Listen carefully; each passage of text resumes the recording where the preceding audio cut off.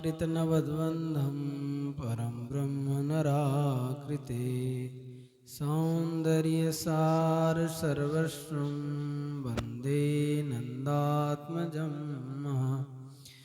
प्रपन्नपारिजाताय तोत्रवेत्रैकपाणये ज्ञानमुद्राय कृष्णाय गीतामृतदुहे नमः।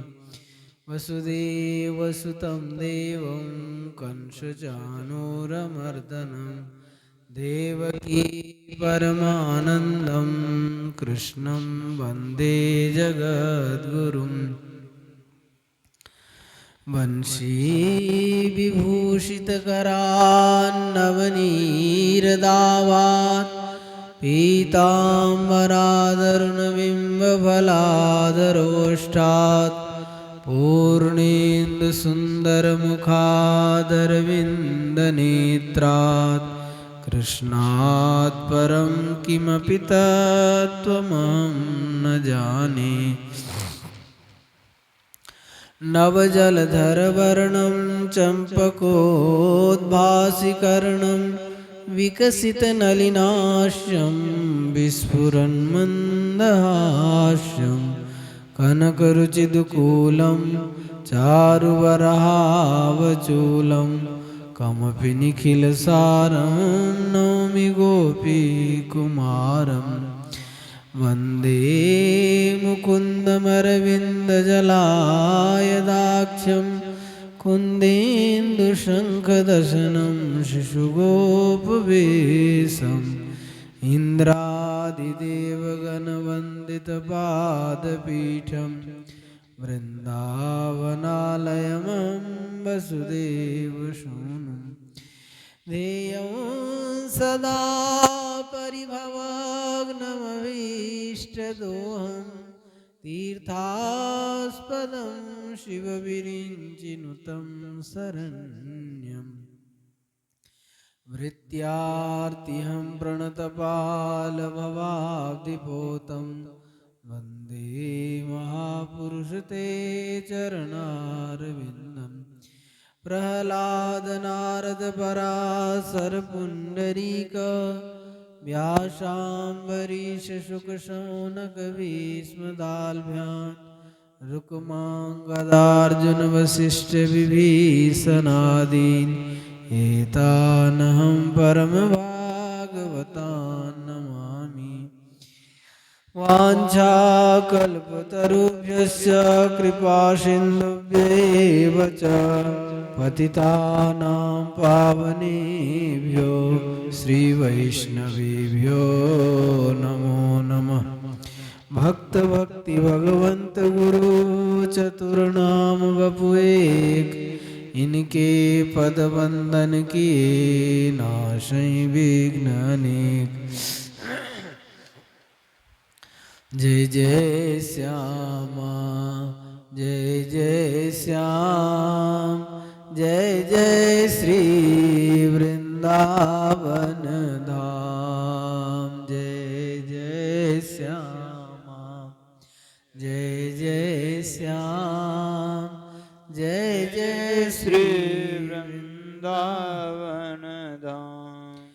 पावन राधे तेरो नाम पावन श्री वृंदावन धाम। पावन राधे तेरो नाम पावन श्री वृंदावन धाम।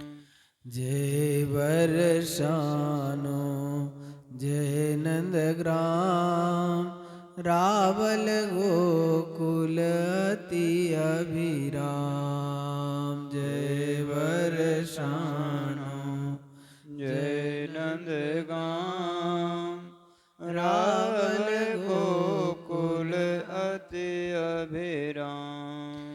जय गोवर्धन जय ब्रजधाम श्री यमुना जी ललित लला। जय गोवर्धन श्री यमुना जी ललित ललाम। यह जोरी अभी चल अभिराम, हृदय विराजो आठों याम।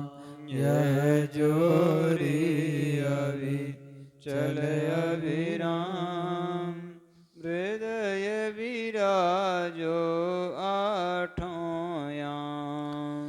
मेरी श्यामा मेरो श्याम, मेरो श्री वृंदावन धाम।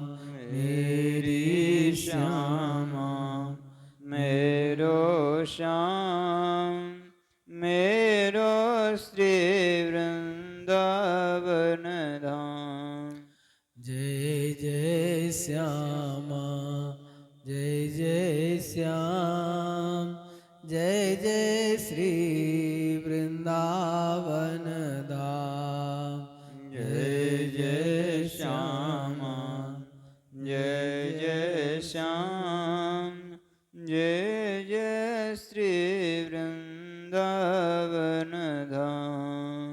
जय जय श्री वृंदावन धाम। जय जय श्री वृंदावन धाम। श्री वृंदावन बिहारी लाल की जय, श्री राधा रानी की जय, श्री यमुने रस रानी की जय, श्री ललित लाडली गोपाल लाल की जय, अनंत कोटि सर्व संत महात्माओं की जय। जय जय श्री राधे श्याम। भक्तवांछा कल्पतरु भक्तवत्सल शरणागत वत्सल, अहेतु करुणा वरुणालय, हमारे ललित लाडली गोपाल लाल जी के अहेतु कृपा करुणा से हम लोग भक्तमाल की चर्चा कर रहे हैं। पूर्व प्रसंग में हम लोग श्रवण किए श्री रैदास जी का चरित्र, और आज श्री कबीरदास जी का चरित्र श्रवण करेंगे। तो नाभा गोस्वामी जी ने जो 56 छंद में कबीरदास जी महाराज का जीवन चरित्र वर्णन किया है, उसका पाठ करेंगे और उसके अनुसार उनका जीवन चरित्र श्रवण करेंगे। करें कबीर कानी राखी नहीं, वर्णाश्रम सट दर्शनी, भक्ति विमुख जो धर्म, सो अधर्म करि गायो। जोग यज्ञ व्रत दान, भजन बिनु तुच्छ दिखायो। हिंदू तुरक प्रमाण, रमैनी सब दिसाखी। पक्षपात नहीं बचन, सबहि के हित की भाखी। आरूढ़ दशा है जगत पर, मुख देखी नाहिन बनी। कबीर कानी राखी नहीं, वर्णाश्रम षट दर्शनी। तो कह रहे हैं जो कबीर दास जी भक्तिहीन षट दर्शन और वर्णाश्रम धर्म को मान्यता नहीं दी, उनकी मर्यादा नहीं रखी। वे भक्ति से विरुद्ध धर्म को अधर्म ही कहते थे। उन्होंने बिना भजन के योग यज्ञ व्रत और दान आदि को व्यर्थ सिद्ध किया। उन्होंने अपने बीजक रमैनी शब्दी और साखियों में किसी मत विशेष का पक्षपात न करके सभी के कल्याण के लिए उपदेश दिया। हिंदू मुसलमान सभी के लिए उनके वाक्य प्रमाण हैं। ज्ञान और पराभक्ति की आनंदमयी अवस्था में सर्वदा स्थित रहते थे। श्री कबीरदास जी ने किसी के प्रभाव में आकर मुख देखी बात नहीं कही। वे जगत के प्रपंचों से सदा दूर रहे। अब श्री प्रियादास जी महाराज जो उनके चरित्र का वर्णन किए उसको सुनिए। कहते हैं, अति ही गंभीर मति सरस कबीर हियो, लियो भक्ति भाव जाति पाति सब टारिये। नभ भई नभ वाणी देह तिलक रमानी करो, करो गुरु रामानंद करे माल धारिये। देखे नहीं मुख मेरो मानी के मल चमको, जातनान गंगा कही मग तन डारिये। रजनी के शेष में आवेश सो चलत आप, परे पग राम कहे मंत्र सो विचारिये। अब कह रहे श्री कबीरदास जी महाराज श्री प्रहलाद जी महाराज के अवतार थे और कह रहे हैं जो इनका प्रादुर्भाव 1455 ईस्वी में ज्येष्ठ पूर्णमासी सोमवार को आपका प्रादुर्भाव हुआ था। पद में आया, भगवान की तरह भक्तों का भी जन्म कर्म दिव्य होता है। कबीरदास जी के संबंध में ऐसा आता है वर्णन, जो श्री रामानंदाचार्य जी के पास सेवा करने के लिए एक ब्राह्मण देवता रहते थे। तो किसी कारण से एक बार वो सेवा में न जा पाए और अपनी पुत्री को सेवा के लिए भेज दिए। तो उनकी पुत्री सब सेवा करके और महाराज को प्रणाम करके जाने लगे। तो महाराज कुछ फूल माला प्रसाद उनको आंचल में दे दिए और वो कन्या अपना लेकर के चली। रास्ता में वो फूल जो है भारी होने लगा, वजन होने लगा उसमें। तो उन्होंने देखा ये क्या है, तो देखे तो उसमें एक बालक था। अब वो कुमारी कन्या थी, अब उनका बालक होना तो बहुत अपयश की निंदा की बात थी। तो उन्होंने क्या किया, एक लहर तारा नाम का तालाब था काशी में, तो वहां उस बालक को उन्होंने रख दिया। संयोग की बात है वो उसी समय एक नीरू और नीमा नाम के जुलाहा उसी रास्ता से जा रहे थे और जाते समय उस तालाब के पास उनको प्यास लगा, पानी पीने के लिए गए तो देखे सुंदर सा बालक। बालक को देख करके उनके मन में वात्सल्य जगा और उन्होंने उस बालक को ले लिया। अब जो उनके जो नीमा जो थे उन्होंने तो इनको मना किया, जो नहीं ये बालक नहीं लो, लेकिन उन वात्सल्य के कारण से असंयोग से उनका कोई संतान भी नहीं था, तो उन्होंने ले करके उनको आ गए। अब क्या हुआ,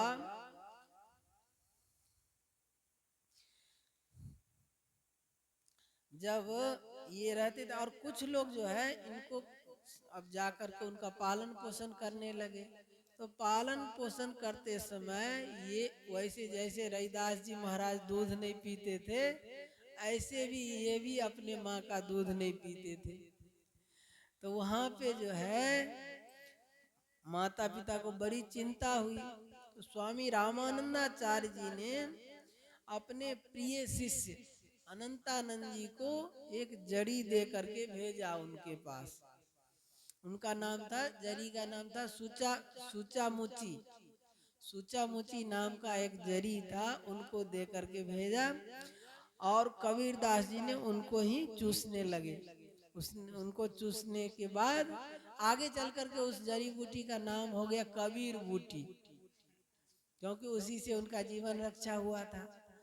तो ये और फिर जाकर के उनका मतलब जीवन चला शुरू हुआ। अब क्या हुआ, इससे कबीरदास जी की कांति पुनः ज्यों की त्यों हो गई।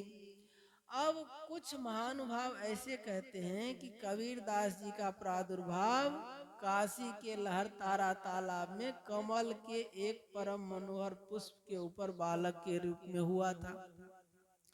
तो कई मत है, लेकिन सब में यही मत सिद्ध होता है जो वो उनके नीरू नीमा ने ही पालन पोषण किया था उनका। अब जो है कबीरदास जी धीरे धीरे बड़े होने लगे।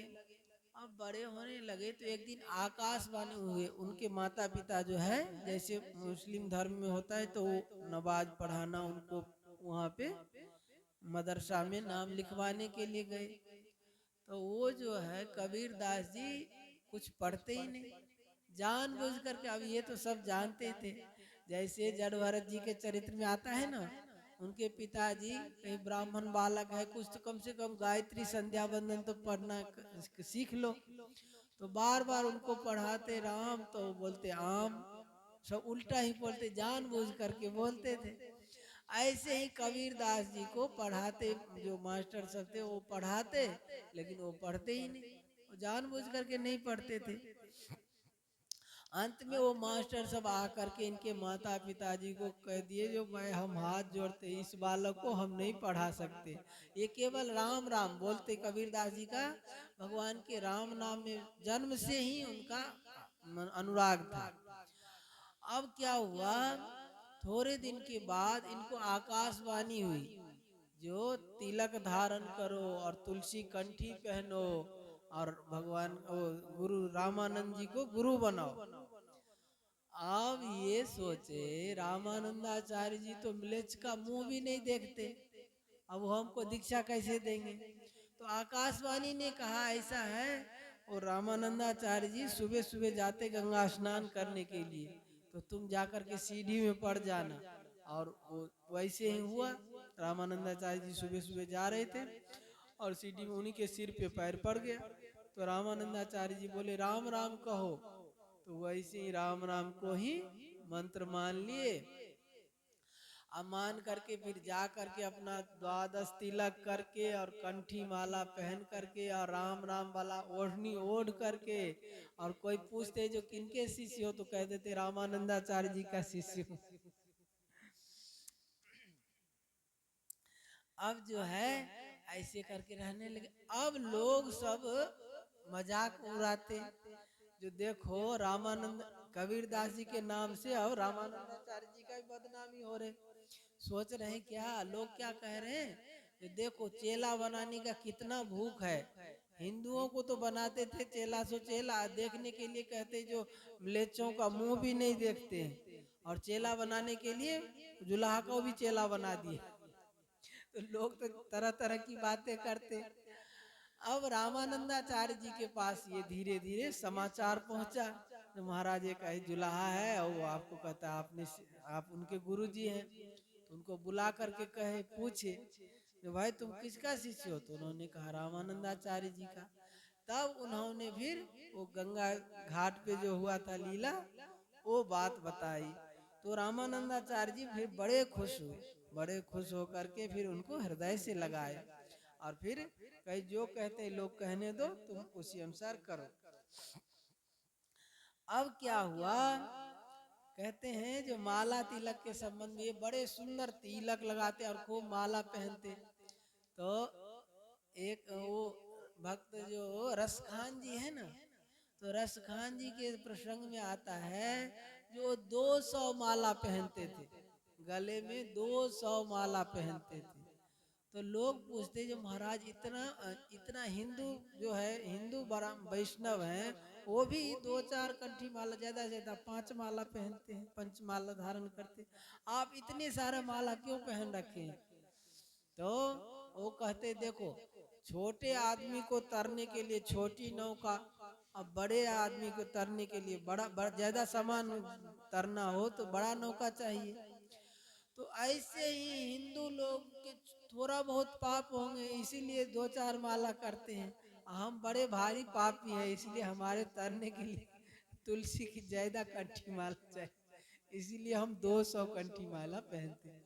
तो इस प्रकार से ये कबीरदास जी ने अपना बढ़िया सा तिलक करके, कंठी माला पहन के, राम नाम वाला चादर ओढ़ करके अपना रहते थे। कोई भी पूछता तो बड़े गौर खूब उत्साह से कहते जो हम रामानंदाचार्य जी के शिष्य हैं। अब कहते हम लोग तो ऐसे करेंगे, तो कहते ये तिलक कंठी बांधने के ऊपर एक दृष्टांत है। कहते हैं एक ग्वारिया था, वो रास्ता में जा रहा था। अब महात्मा जी एक महात्मा जी वो अहीर गुजर के गांव में चले गए, और महात्मा जी एक तालाब पे बैठे थे। संजोग से एक ग्वारिया वहां पे गया, तो ग्वारिया को महात्मा जी को प्यास लगा था, तो कमंडल दिए जो थोड़ा पानी ले आओ हमारे लिए। तो जब वो जाने लगे तब महात्मा जी के मन में आई बात, जो ये दीक्षित है कि नहीं, कंठी माला पहना है कि नहीं, बिना दीक्षित के हाथ से तो जल नहीं पीना चाहिए। तो उन्होंने बुला करके कहे जो भाई तुम दीक्षा लिए हो? कोई नहीं महाराज, हम दीक्षा क्या होता है हम नहीं जानते। ये कंठी पहनते हो? कोई नहीं। तिलक करते हो? तो नहीं। तो कहे जो भाई हमारा कमंडल दे दे, तुम्हारे हाथ से हम नहीं पानी पिएंगे। तो उन्होंने कहा जो रे, उन्होंने कहा क्यों महाराज ऐसा क्यों? तो कहे हम अवैष्णव के हाथ से जल नहीं पीते हैं। तो उसको बड़ा दुख लगा, ग्लानि हुआ मन में कि महाराज दीक्षा दे दो। तो उन्होंने उनको दीक्षा दे दिया। अब जो है वो घर में गया, अब तिलक कंठी पहन करके अपना भजन करने लगा। वो घर परिवार वाले कहे जो हमारे जन्म में हमारे पुरखा ने कभी कोई नहीं राम नाम किए, कोई माला तिलक नहीं किए, कोई कंठी माला नहीं जपे, कोई वैष्णव नहीं बने, तुम क्यों बन गए? कितना सब मना किए, लेकिन ये फिर भी करता रहा। संजोग की बात है, कुछ दिन के बाद उसके घर में एक भैंस मर गई। अब घर वाले सब कहने लगे जो देखो हम पहले मना करते थे, अब ये वैष्णव बन के राम राम कर रहा है इसलिए भैंस मर गई। अब कहे अभी भी समय है, घर वाले कहे अभी भी समय है, जाके कंठी माला वापस कराओ महात्मा जी को।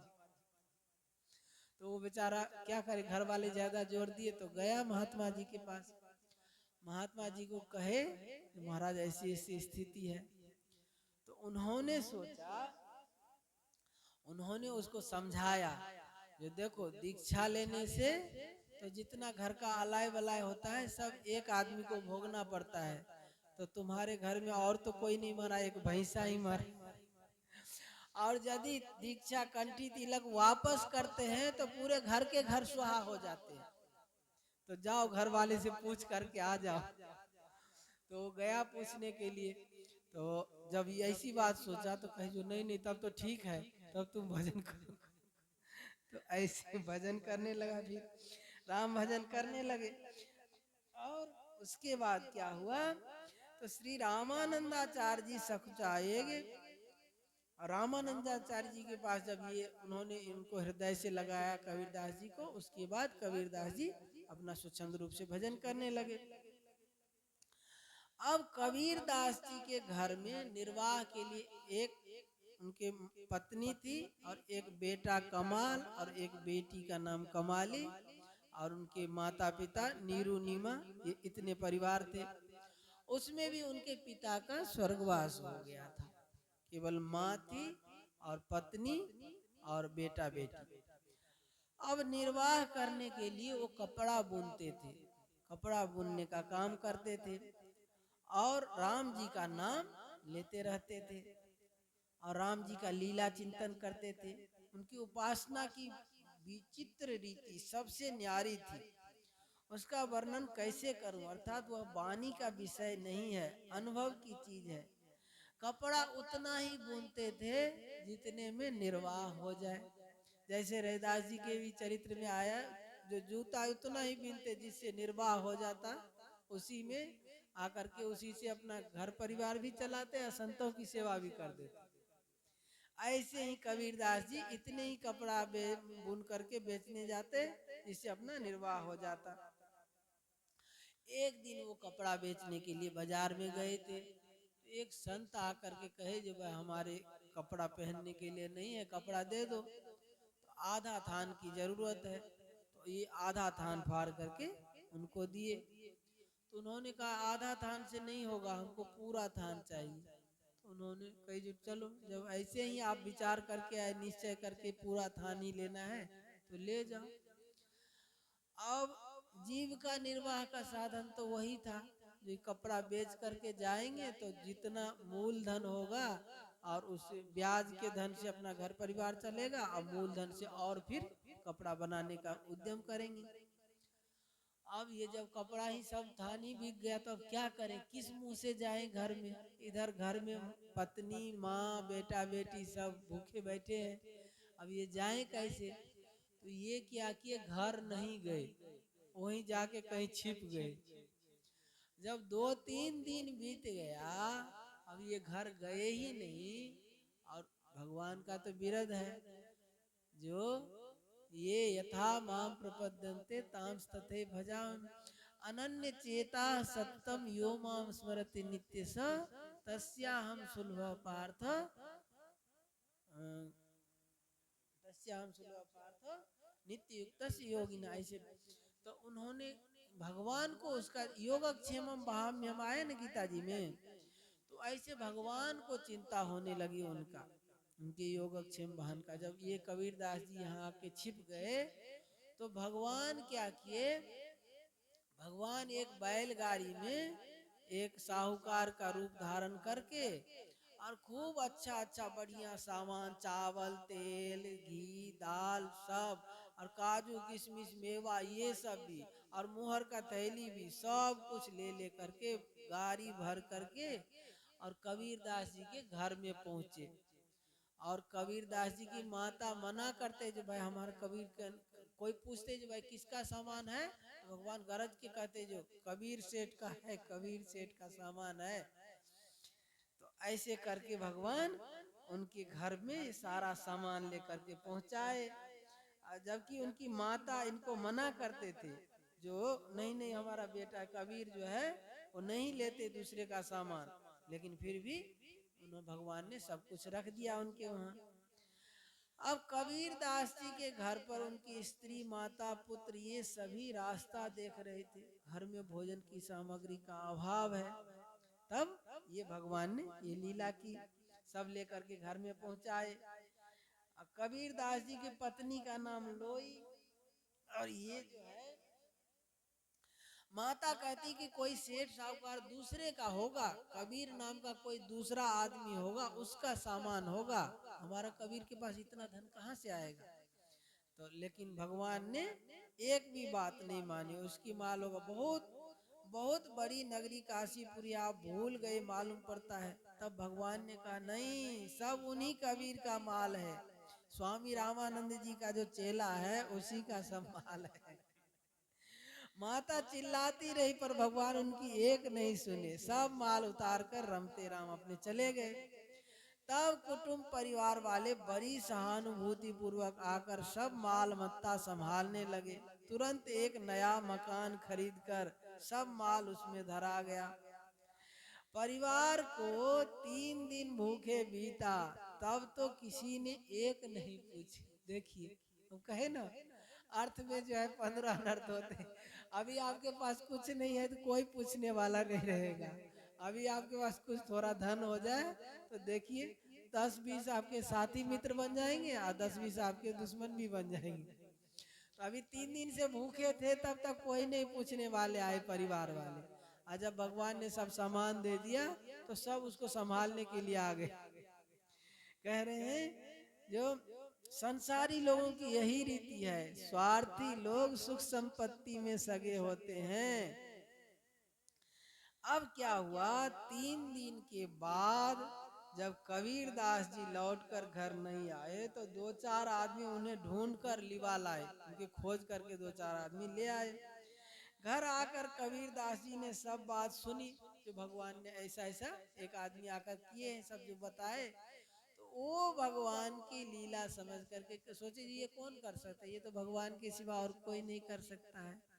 तो उन्होंने क्या किया, सब जो है संतों की भीड़ को बुला करके और सब जितना धन संपत्ति था सब संतों को लुटा दिए, सब भोज भंडारा कर करके और सब उसमें लुटा दिए।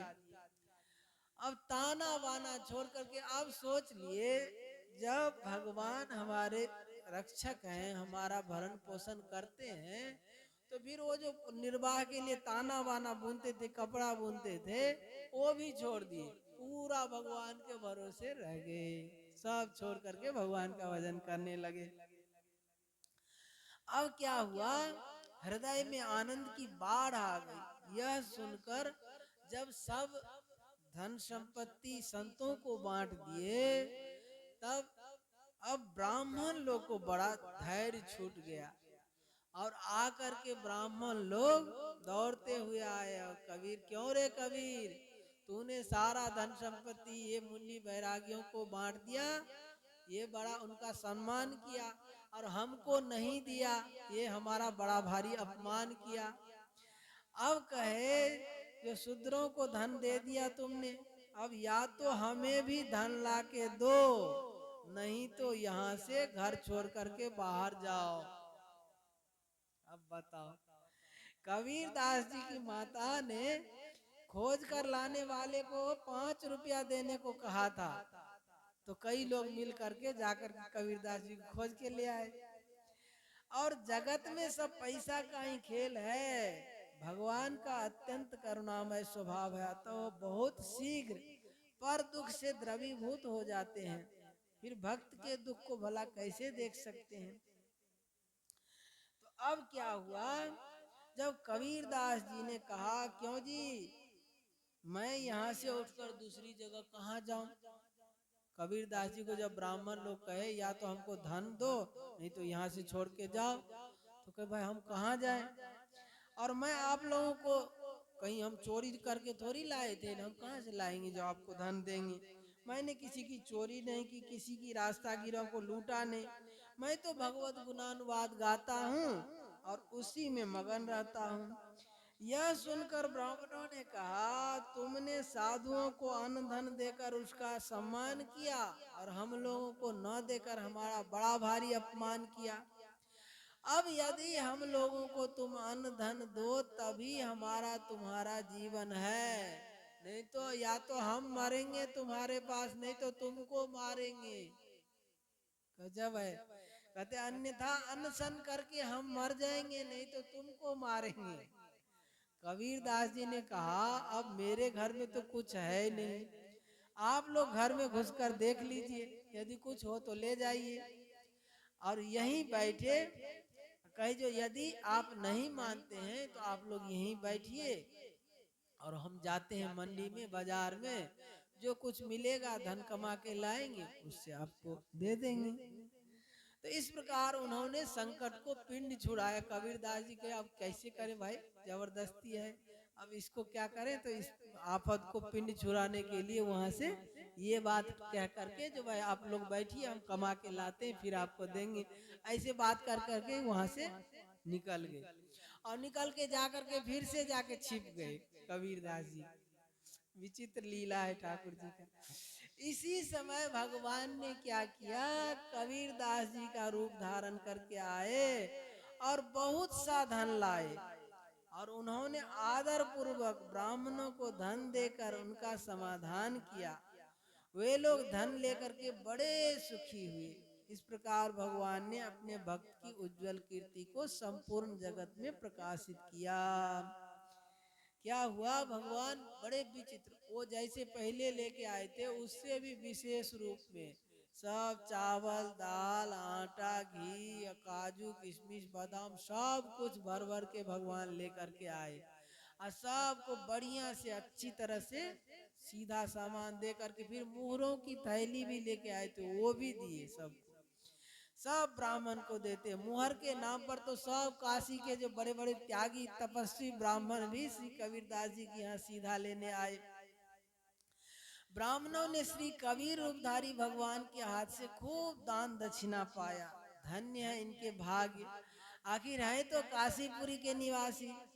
ब्राह्मणों ने खूब दिल खोलकर श्री कबीरदास जी को आशीर्वाद दिया कि तुम्हारी भगवान के श्री चरणों में प्रीति हो। खूब ब्राह्मणों को दक्षिणा मिल जाए तो बड़े खूब इतना आशीर्वाद देते, पूछिए मत। तो साधु ब्राह्मणों में निष्ठा हो, उन्होंने आशीर्वाद दिया, भगवान के चरणों में प्रेम हो और साधु ब्राह्मणों में भी निष्ठा हो तुम्हारी। इस प्रकार भगवान ने ब्राह्मणों को संतुष्ट किया। भगवान ने विचार किया कि श्री कबीर जी मेरे भक्त हैं, ब्राह्मणों को आशा दे आए हैं, अतः इनकी बात ही रहनी चाहिए। ब्राह्मण भी मुझको अत्यंत प्रिय है। सत्य तो यह है कि मेरे रूप ही हैं, अतः सत्कार के योग्य हैं, इसीलिए इनको भी प्रसन्न करना आवश्यक है। अतः प्रभु ने स्वयं आकर सबका समाधान किया। पुनः जैसे माता पिता पुत्र ही कल्याण कामना से विविध दान पुण्य व्रत अनुष्ठान करते हैं, इसी प्रकार श्री कबीर दास जी की कामना कल्याण कामना से भगवान ने ब्राह्मणों को संतुष्ट किया, जिसमें श्री कबीर जी की भक्ति बढ़े। ब्राह्मणों ने आशीर्वाद भी दिया। पुनः भक्त की कीर्ति बढ़ाने के लिए भगवान ने सबका समाधान किया। प्रभु का स्वभाव है संतत दासन देहि बढ़ाई।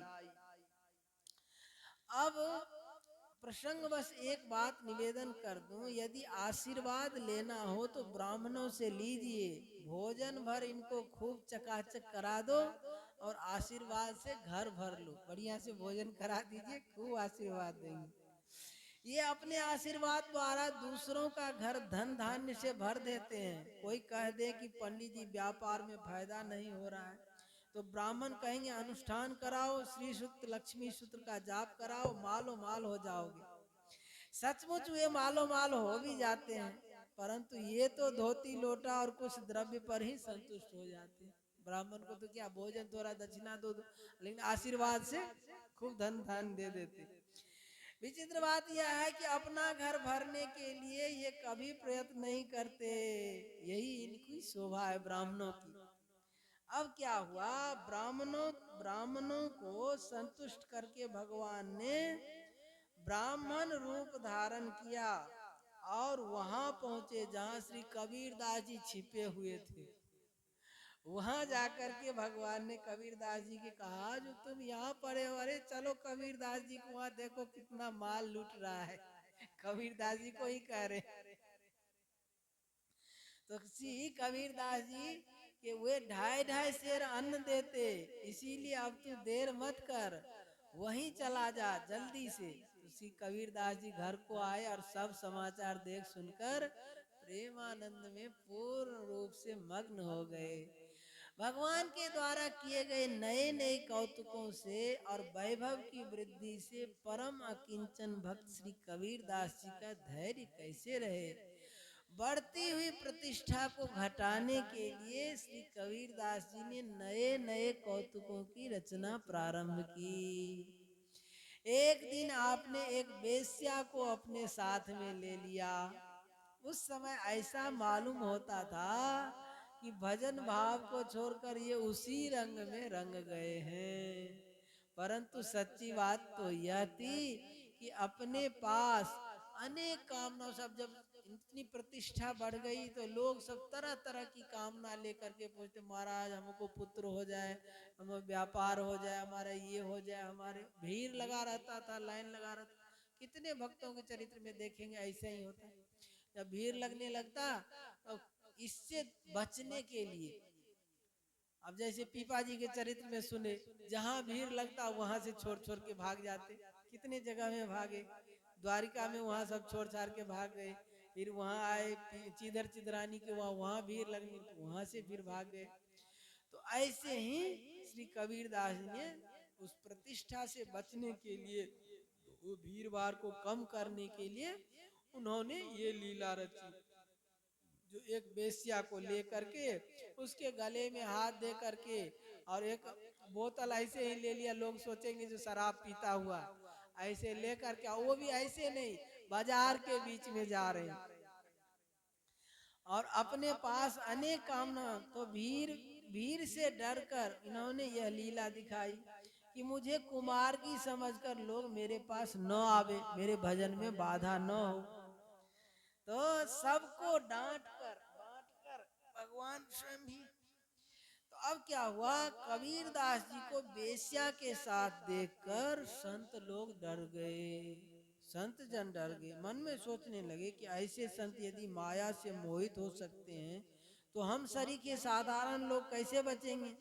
वो लोग सचमुच में मान लिए जो ये बेश्या के रंग में रंग गए हैं। तो उन्होंने सोचा जब इतने बड़े संत भी माया में मोहित हो सकते तो हम लोग का कैसे बचेंगे। दुष्टों के मन में बड़ा भारी सुख हुआ। वे कहने लगे हम तो कहते ही थे ये कोई बाबा नहीं है, सिद्ध नहीं है, महात्मा नहीं, ये तो ढोंगी है, हम पहले से कह रहे थे, हमारी बात सच निकली।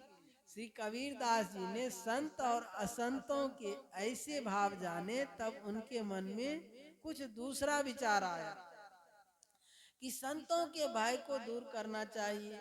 वे बेश्या को साथ लिए हुए वहां पहुंचे जहां काशी के राजा की सभा लगी हुई थी, वहां बेश्या को लेके पहुंचे।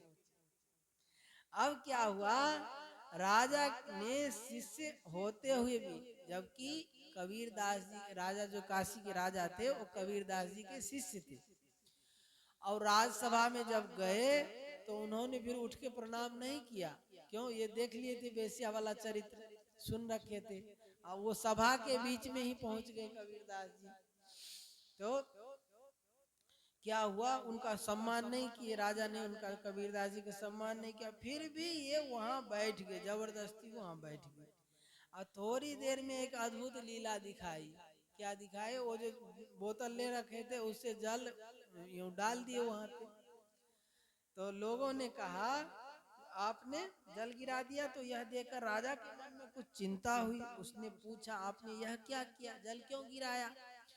तो उन्होंने कहा जो जगन्नाथपुरी में एक पुजारी का पैर जलने वाला था उसी को आग बुझाए हम करें, इसीलिए आग को बुझाकर मैंने उसकी रक्षा की।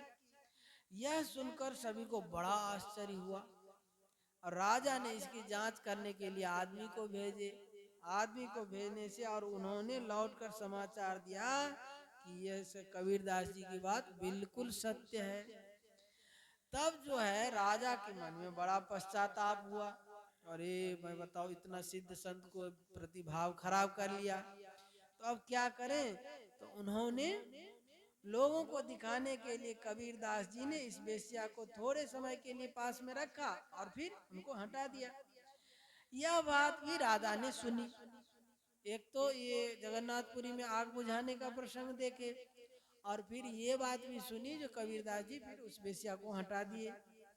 तो राजा को बड़ा पश्चाताप हुआ। तो राजसभा में कृपा करके पधारे थे और मैंने उनका सम्मान नहीं किया, अपमान किया, इस कारण से बड़ा पश्चाताप हुआ राजा को। अब वो रानी से पूछते भाई इसके उपाय क्या करें, इसके लिए कैसे इस अपराध से बचें? तो रानी ने उनको कहा जो भाई उन्हीं के शरण में जाइए, कोई सिद्ध है वो क्षमा करेंगे। तो रानी ने कहा कि उन्हीं के शरण में जाने से काम बनेगा। तब राजा ने घास का एक बड़ा भारी बोझ सिर पे रख लिया और गले में कुल्हाड़ी बांध करके इस प्रकार भाव में भीगा हुआ राजा रानी को साथ में लेकर श्री कबीरदास जी के शरण में चला। राजा रानी ने लोक लज्जा का सर्वथा परित्याग कर दिया।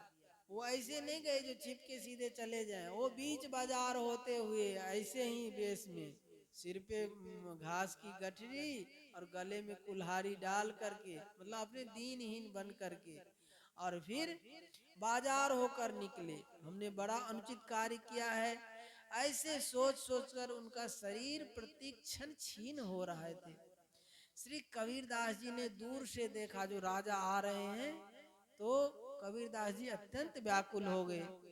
वे उठकर राजा के पास आए और उन्होंने घास का बोझ उतरवा दिया, गले से कुल्हाड़ी खुलवा दी और राजा रानी के भाव से श्री कबीरदास जी अत्यंत संतुष्ट हो गए। मैं तुम्हारे ऊपर रुष्ट नहीं हूँ, ऐसा कहते हुए उन्होंने उपदेश देकर उन्हें आनंदित किया। अब क्या हुआ, इस प्रकार श्री कबीरदास जी की बढ़ती हुई महिमा को देखकर ब्राह्मण के हृदय में ईर्ष्या पैदा हो गई। मतलब ब्राह्मण लोग पीछे ही पड़े थे कबीरदास जी। और होता भी है, कहते जेते प्रतिकूल मैं तो मानू अनुकूल। प्रियादास जी महाराज लिखे हैं कवित्व में, जो भक्तों का जो विरोध करने वाला होता है उसको हम विरोधी नहीं मानते, अनुकूल ही मानते। क्यों? भक्तों की प्रतिष्ठा को तो यही लोग बढ़ाते हैं, ये जितनी निंदा करते उतनी उनका ख्याति होता है। अब क्या हुआ, उस समय भारत का तत्कालीन बादशाह सिकंदर लोदी काशी में आया हुआ था। तो भक्ति विमुख ब्राह्मणों ने श्री कबीरदास जी की माता को भी अपने पक्ष में कर लिया और इकट्ठे होकर सिकंदर लोदी के दरबार में गए। सभी ने पुकार की कि इस कबीरदास ने सारे गांव को दुखी कर दिया है, मुसलमान होकर हिंदू बाबाजी बन गया है, किसी धर्म को न मानकर ढोंग फैलाता रहता है। बादशाह ने तुरंत आज्ञा दे दी कि उसे अभी पकड़कर मेरे पास ले आओ, मैं उसे देखूंगा कि वह कैसा मक्कार है। मेरा कठोर शासन है, करे बंधन में कसकर बंधवा दूंगा और उसकी सारी अकड़ सारा घमंड मिटा दूंगा। बादशाह की आज्ञा पाकर सिपाही लोग कबीरदास जी को ले आए और बादशाह के सामने खड़ा कर दिया। तब किसी काजी ने श्री कबीरदास जी कहा, ये बादशाह सलामत है, इन्हें सलाम करो। इन्होंने उत्तर दिया कि श्री राम के अतिरिक्त दूसरे किसी को सलाम करना जानते ही नहीं, हम केवल यह जानते हैं कि संकट काल में श्री राम के चरण कमल ही सबके लिए दृढ़ आश्रय है, हम इस निश्चय पर दृढ़ हैं। अब क्या हुआ, श्री कबीरदास जी की बात सुनकर बादशाह ने समझा कि वस्तुतः यह घमंडी है। मार डालने के विचार से उसने इन्हें लोहे के जंजीरों में बंधवा कर श्री गंगा जी की धारा में डुबो दिया, परंतु ये जीवित ही रहे। लोहे की जंजीरें न जाने कहाँ गई, वे गंगा जी की धार से निकलकर तट पर खड़े हो गए। मतलब जैसे प्रहलाद जी और भक्तों के चरित्र में देखे होंगे, जितना प्रहलाद जी का परीक्षा हुआ है इतना किसी भक्तों के जीवन परीक्षा नहीं हुआ। ऐसे कबीरदास जी के भी बहुत परीक्षा हुआ, उनको भी देखो अभी जंजीर में बांध के गंगा जी में आप फिर कहेंगे आग में जला देंगे उसको, लेकिन फिर भी नहीं हुआ। तो क्या हुआ, तब सभी लोगों ने कहा कि कोई यंत्र मंत्र जानता है इसीलिए नहीं डूबा गंगा जी में। तो उस समय क्या हुआ, उस समय बादशाह ने क्या किया, आज्ञा दी कि बहुत सी लकड़ियों में इन्हें दबाकर आग लगा दी जाए। तो उस समय नया आश्चर्य हुआ, सभी लकड़ियां जलकर भस्म हो गई और इनके शरीर पर एक प्रकार चमकने लगा, जिसे देखकर तपे हुए सोने की चमक भी लज्जित हो गई। अग्नि जल गई लेकिन कबीरदास जी को कुछ नहीं हुआ और चमकने लगे। श्री कबीरदास जी को मारने के उपाय व्यर्थ हो गए, फिर भी वे लोग इनके सामने नहीं झुके। इतना चमत्कार देख रहे हैं फिर भी प्रभाव नहीं पड़ा, महिमा देखकर भी उन्हें विश्वास नहीं हुआ। तब एक मतवाला हाथी लाकर उनके ऊपर झपटाया गया, परंतु लाख प्रयत्न करने पर भी हाथी श्री कबीरदास जी के पास नहीं आया। बड़ी जोर से चिल्लाकर कर वह दूर भाग जाता था। अब बादशाह सिकंदर लोदी ने श्री कबीरदास जी का ऐसा अद्भुत प्रभाव देखा तो वह सिंहासन से कूदकर उनके चरणों में गिर पड़ा। इनके इस चमत्कार को देखकर विमुख विरोधी लोग हार गए। बादशाह हाथ जोड़कर प्रार्थना करने लगा कि अब आप कृपा करके ईश्वर के कोप से मुझे बचा लीजिए। श्री कबीरदास जी ने कहा, अब कभी भी किसी साधु संत के ऊपर ऐसा गजब न करना। जितने भी संत को परीक्षा लिए सबने ऐसा ही वरदान मांगा, सबने यही कहा। नामदेव जी महाराज को भी ऐसे ही कबीर वो बादशाह बुलाए थे, उन्होंने भी कहा और किसी संत को ऐसे नहीं सताना। ऐसे ही कबीरदास जी महाराज भी किसी संत को ऐसे नहीं करना, ऐसा गजब नहीं करना। बादशाह ने कहा, प्रभु गांव देश अनेक सुख सुविधा की सभी सामान जो जो आप चाहें वह सब मैं आपको दूंगा। तब आपने उत्तर दिया, हम तो केवल श्री राम जी को चाहते हैं और उन्हीं को अष्ट प्रहर जपते हैं, दूसरे उस धन से हमें कुछ भी प्रयोजन नहीं है। जिसमें करोड़ों रोग दोष भरे हैं। इस प्रकार बादशाह से सम्मानित होकर आप अपने घर आए, आपकी विजय हुई, अतः अनेक साधु संत बड़े प्रेम से आकर मिले। श्री प्रियादास जी कहते हैं कि श्री कबीरदास जी को यह विश्वास था कि राम गाढ़े पांव हैं, इसी से इनकी जीत हुई। जिन्हें इस प्रकार का भगवान में विश्वास है, उन्हीं की कीर्ति गान करने योग्य है। अब कह रहे हैं श्री कबीरदास जी की विजय से विरोधी ब्राह्मण लोग अत्यंत लज्जित हुए। साधुओं से साप दिलाकर इन्हें परास्त करने के विचार से इन्होंने अपने में 4 ब्राह्मणों के मूंड मुड़वाए, उनको साधु बना दिए और तिलक कंठी आदि से सजाकर उनके सुंदर बैरागी साधुओं के से वेश बनाए और उन चारों को चारों दिशा में भेज दिया। वे लोग दूर दूर तक गांवों में साधुओं के स्थानों में और नामों को पूछ पूछ कर सब जगह सबको न्योता दे आए। बाबा जी का रूप बना के ब्राह्मण को चारों दिशा में न्योता दे करके आ गए और सबसे आग्रह पूर्वक कहा है कि अमुक दिन श्री कबीरदास जी की यहाँ भंडारा है, वस्त्र दक्षिणा का भी प्रबंध है, आप सब पधारें। भंडारा सुनकर अगणित साधु संत कबीरदास जी के यहाँ आए। तब आप घर से अलग कहीं दूर जाकर छिप गए। देखिए कितने बार छिपे, 3 बार तो हो गया, चौथी बार छिप रहे। जब भी कभी परिस्थिति आता तो खुद छिप जाते, इनके बदले में ठाकुर जी आके सारा काम करते। अब अपने भक्त की प्रतिष्ठा रखने के लिए भगवान स्वयं श्री कबीरदास जी का रूप धारण करके आ गए, क्योंकि भगवान तो सदा अपने भक्तों की रक्षा के लिए उनके चारों ओर दौड़ते रहते हैं। श्री कबीरदास जी ने अनेक रूप धारण करके भगवान अलग अलग स्थानों पर चारों ओर बैठकर दौड़कर सबका स्वागत और भंडारे का प्रबंध करने लगे। बड़ी बड़ी पंक्तियां बैठ गई। अब सच्चे कबीरदास जी भी आकर उन्हीं में मिल गए, उसी पंगत में कबीरदास जी भी आके बैठ गए। भगवान ने खिला पिलाकर और दान सम्मान से सभी साधु संतों को तथा कबीरदास जी को भी अच्छी प्रकार से प्रसन्न किया। अब क्या हुआ, श्री कबीरदास जी को मोहित करने के लिए स्वर्ग लोक से एक अप्सरा सुंदर वेशभूषा बनाकर आई, लेकिन उनके हृदय में दृढ़ भक्ति भाव को देकर वह वापस चली गई, क्योंकि उसकी लाग नहीं लगी। श्री कबीरदास जी के सम्मुख आकर भगवान ने अपना चतुर्भुज रूप प्रकट कर दिया। उनके दर्शन करके इनके नेत्र सफल हो गए। ऐसे परम सौभाग्यशाली संत कबीरदास जी थे। भगवान ने अपना कर कमल इनके मस्तक पर रखकर कहा, तुम धन्य हो, तुम्हारी बुद्धि मेरे नाम रूप आदि में पक गई है। अपनी इच्छा अनुसार जब तक चाहो इस मर्त्य लोक में रहो और मेरे गुणों का गान करो। उसके बाद अपने इस शरीर से के सहित मेरे परम धाम वैकुंठ में चले आना। मगहर में जाकर आपने भगवत भक्ति का प्रताप दिखाया, भक्ति का प्रचार किया। अंत समय में आपने बहुत से पुष्प मंगाए, उन्हें बिछाकर लेट गए और भगवान से जा मिले। ये ऐसे अनुरागी संत थे श्री कबीरदास जी।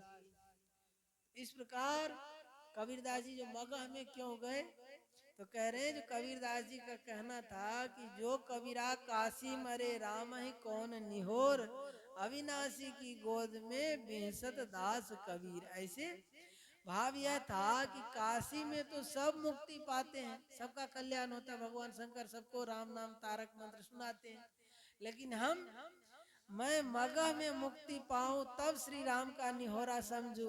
5 भौतिक देह त्याग कर दिव्य देह से तो सब धाम जाते हैं, मैं इसी शरीर से भगवत धाम जाऊं तो श्री राम का निहोरा समझू।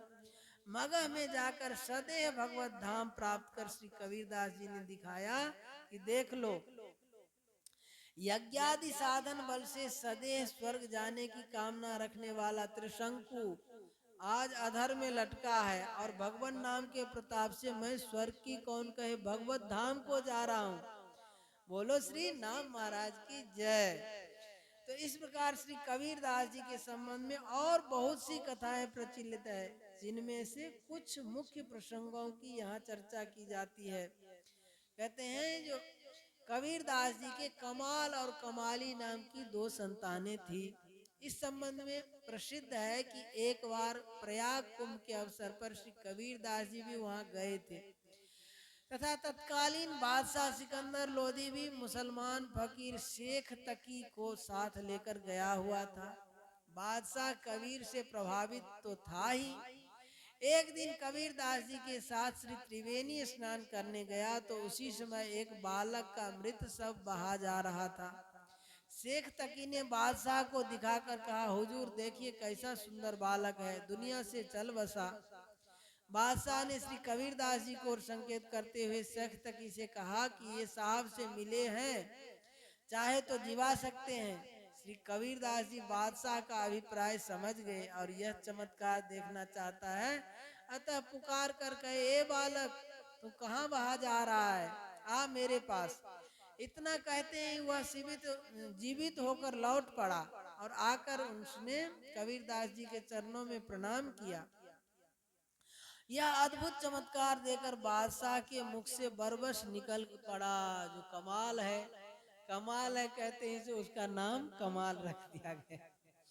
श्री कबीरदास जी ने उस बालक का नाम ही कमाल रख दिया और अपना पुत्र करके उसे माना। आगे चलकर कमाल जी भी बड़े सिद्ध संत हुए। बचपन में कमाल जी बड़ी ढीली ढाली लंगोटी लगाते थे। एक दिन कबीरदास जी ने डांट कर कहा, लंगोटी कसकर लगा ले। बात श्री कमाल जी को लग गई। उन्होंने लंगोटी कसने के साथ साथ श्री कबीरदास जी के भाव को समझकर आजीवन ब्रह्मचर्य पूर्वक रहने का निश्चय कर लिया। ऐसा ही किया भी। श्री कमाल जी एक बार ग्वालियर गए हुए थे। वहां एक धनिक सेठ ने उपदेश लिया और भेंट में बहुत सा धन देना चाहा, परंतु इन्होंने अस्वीकार कर दिया। लेकिन जब ये सो रहे थे तो उक्त महाजन ने एक हीरा इनकी पगड़ी के पेच में बांध दिया। ये ध्यान नहीं दिए, वहां से चल पड़े। जब काशी आए तो श्री कबीर जी की दृष्टि पगड़ी की पेच पर गई। जब खोला गया तो उसमें हीरा निकला। उस समय श्री कबीरदास जी ने कमाल को फटकारते हुए यह दोहा कहा, बूढ़ा वंश कबीर का उपजा पूत कमाल, हरि का सुमिरन छाड़ के घर ले आया माल। तो श्री कमाल जी ब्रह्मचर्य व्रत धारण कर कामिनी के बाधा से तो मुक्त हो ही चुके थे। आज की फटकार से इन्होंने कंचन की बाधा से भी सर्वथा मुक्त कर दिया। यही तो दो परमार्थ में विशेष विघ्न है। नरहरि कंचन कामिनी इनते रहिए दूर, जो चाहिए कल्याण निज राम दरस भरपूर। फिर तो इनके बाद श्री कमाल जी का तप, त्याग, वैराग्य, अनुराग ऐसा निखरा कि लोग यह कहने लगे कि कौड़ी ते हीरा ते भयो लाल, आधे भक्त कबीर थे पूरे भक्त कमाल। तो इस प्रकार श्री कबीरदास जी का चरित्र यही संपन्न हुआ और आज का समय भी यह हो गया। आज कथा को यहीं विश्राम देते हैं। मेरो वृंदावन वृंदावन वृंदावन, मेरो वृंदावन वृंदावन वृंदावन, प्यारो वृंदावन वृंदावन वृंदावन, प्यारो वृंदावन वृंदावन वृंदावन, जीवन वृंदावन वृंदावन वृंदावन, जीवन वृंदावन वृंदावन वृंदावन, सर्वस्व वृंदावन वृंदावन वृंदावन, सर्वस्व वृंदावन वृंदावन वृंदावन, मेरो वृंदावन वृंदावन वृंदावन, मेरो वृंदावन वृंदावन वृंदावन, लता लता सब कल्पतरु, लता लता सब कल्पतरु, पारिजात सब फूल, पारिजात सब सहज एक रस रहत है, सहज एक रस रहत है, जलकत यमुना कूल, जलकत यमुना कूल। मेरो वृंदावन वृंदावन वृंदावन, मेरो वृंदावन वृंदावन वृंदावन। प्यारो वृंदावन वृंदावन वृंदावन, प्यारो वृंदावन वृंदावन वृंदावन। जीवन वृंदावन वृंदावन वृंदावन, जीवन वृंदावन वृंदावन वृंदावन। श्री वृंदावन धाम की जय, श्री राधा रानी की जय, श्री यमुने रस रानी की जय, श्री ललित लाडली गोपाल लाल की जय, अनंत कोटि सर्व संत महात्माओं की जय। जय जय श्री राधे श्याम। हे नाथ, हे मेरे नाथ, हे मेरे नाथ, मैं आपको भूलूं नहीं। मैं आपको भूलूं। हे मेरे नाथ, हे मेरे नाथ, हे मेरे प्राणनाथ, हे मेरे प्राणनाथ, कोई भी आपको भूले नहीं। कोई भी आपको भूले नहीं। हे मेरे प्यारे, हे मेरे प्यारे, हे मेरे प्राण प्यारे, हे मेरे प्राण प्यारे, कोई भी अपने आप को भूले नहीं। कोई भी अपने आप को भूले नहीं।